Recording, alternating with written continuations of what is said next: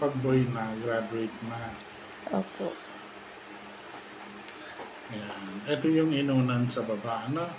Okay naman. Ito yung dalawang tuhod. Ito yung ulo. Nasa tamang pwesto. Ayun yung dadaanan niya, no?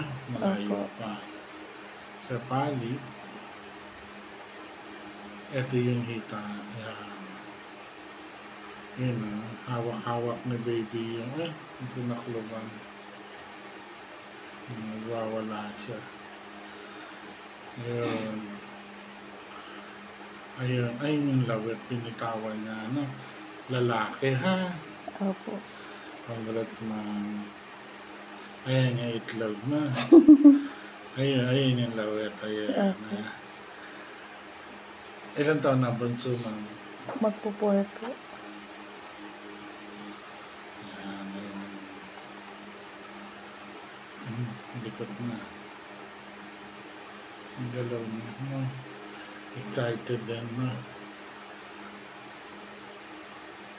Excited si baby. Ito yung kanina, hawak-hawak na yung kanina. Ayan. Sipa ng sipa tuloy na. Sakto lang, ma'am. June ka talaga, na? Opo. June 4, ha? 7 buwan pa lang pala ito, ma'am. Kapipito lang, ano? Opo. 28 weeks and 5 days. Tapos lang natin para kitang-kita. Proud na proud. Boy, no? Sakto, no? Graduate ka na.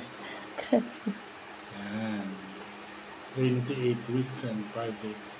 Tubig, ma'am, ayan, maayos, ha? Opo. Ayan yung heartbeat. Ano nga ba, duda natin, no? Pag heartbeat ay mababa, lalaki, ano? Ilan ba heartbeat na dati?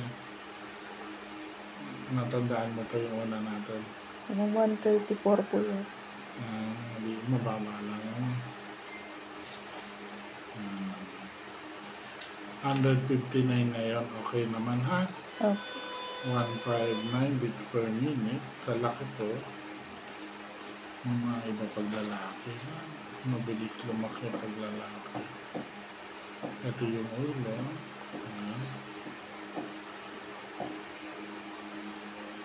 Kaya pagdating talaga ng 8 months, diet ka, ha? Opo.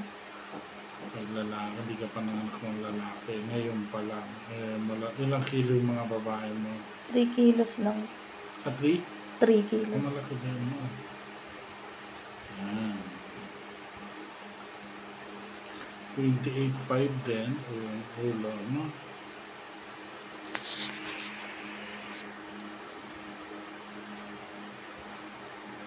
Natutuwa niya si Sir, no? Opo. Nandiyan na, hindi ka pa. Nandun po sa labas. Hindi. Tumama. 28.6 yung katawan, no? Opo. 1,356 na siya, ma'am, ha? Okay. 1.3 kilo. Okay lang, ha? Okay. Normal yan. Yung tubig, okay, ha? Sure naman, ma'am. Lalaki yun, ha? Kitang-kita ito yung dalawang tulad. Ayun yung itlog, no? Yung lawit na yun. Ayun, na. Opo. Ipit na ipit lang, eh.